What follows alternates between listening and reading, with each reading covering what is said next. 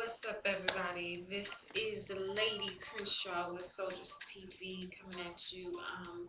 For whatever reason, my connection is really weird tonight, so I am sitting on the floor because this is the best spot in my house, and I'm a little bit uncomfortable right now. But I live out in the boonies and nothing but land out here, so that's what I get, right? Anyway, before we start tonight's topic, I want to give a couple of people some shots out. Who you hear in the background, that is Miss Stephanie Hancock, The Healing Vine. That is her single coming out. Beautiful, beautiful sister with a beautiful voice, doing really beautiful things with her art. So make sure that you support her. That's Stephanie Hancock.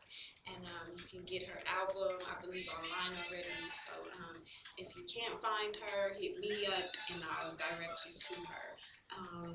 Also, I want to give a huge, huge shout out to Brother Jimmy Israel of theroots.com. This brother is an author, he is a professor, he is a award-winning journalist. He is a CNN correspondent, and he is a wonderful blogger. And actually, I hope that you guys go on Facebook in particular. I don't fool with MySpace. MySpace is a little immature for my taste.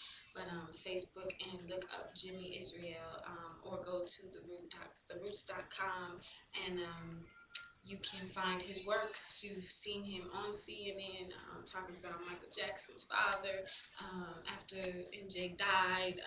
That's how I really, really fell in love with Jimmy Israel. So please make sure you support that brother.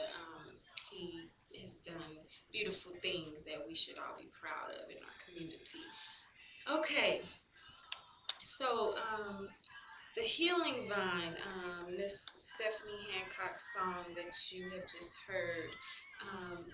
Once you get an opportunity to really listen to it, I think it's very crucial for this topic right here, which we are going to talk about, and that is sisters who have high standards but are low quality. And I know that's harsh. I know that's might be rude. It might offend. But please, please, please take the time to listen. This actually might go into 3 segments because actually Jimmy Israel, he wrote a blog and I responded to it. And we had some really, really good conversations going on via the internet. And it made me raise some issues with him, knowing that I had to bring up in the topic. So this actually might be 3-part series right here. So let's get right to it. Sisters have this tendency nowadays to have this unrealistic idea and goal for what the brothers that they are interested should bring to the quote-unquote table. First of all, thinking in those terms are not only unhealthy and unproductive, they're detrimental and self-hating. Whenever you come into a situation and you're looking at it as tit for tat, I like to say, or you bring this, I bring this, and all you're doing is doing comparatives of what each other are doing in terms of the growth of the relationship. You are looking for a business partner, and marriage is definitely a business, but that is the exterior for the fluidness of a marriage. That is not the initial stages that we should be looking at. And it is so unfortunate to me that sisters are passing on good brothers because of things like their credit, or they don't have a car, or now I'm not going as far as housing. You need to have your own spot, brother. Or they don't have X amount of dollars in the bank, or they don't make X amount of dollars. all of these materialistic things that really are not something that we can hold anyway, especially in these days and times. If any sister has all of these unrealistic, materialistic goals on a black man in America right now, you are so out of tune and out of touch with what society we live in, and you need to go ahead and keep on watching Melrose Place reruns and Will and Grace and shit, because that's just not even realistic. Now, I'm not a believer that you support inefficiency, or that you do not encourage, and that is the key word, is that, sisters, we are supposed to encourage. I made this comment on Mr. Israel's blog today, that a brother explained to me, a brother who is extremely dear to me,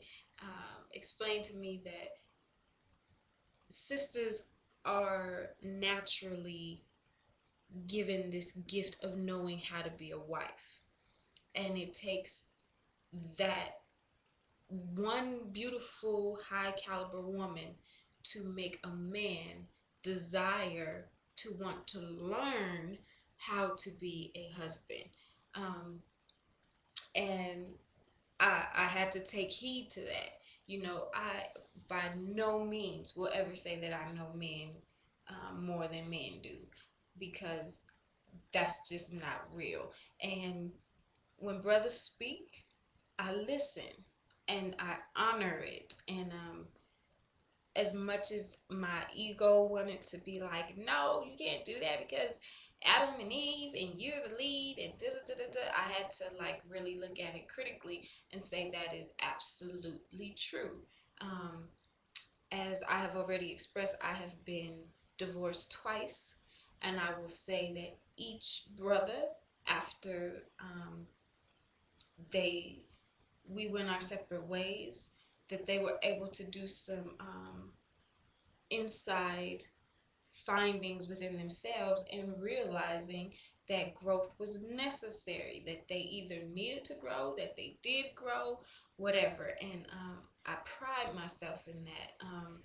And I pride myself in knowing that my mother instilled in me that you have the woman's finesse, which is going to be our next show, because I'm going to knock out 2 shows tonight because I still am a show behind. So right after this, I'm going to have the same outfit on, y'all, and do woman's finesse. But anyway, that was off topic. I was blessed with my mother, who gave me the tools to understand on a subconscious level, because my mother never really had these sit down conversations on this is what it means to be a wife.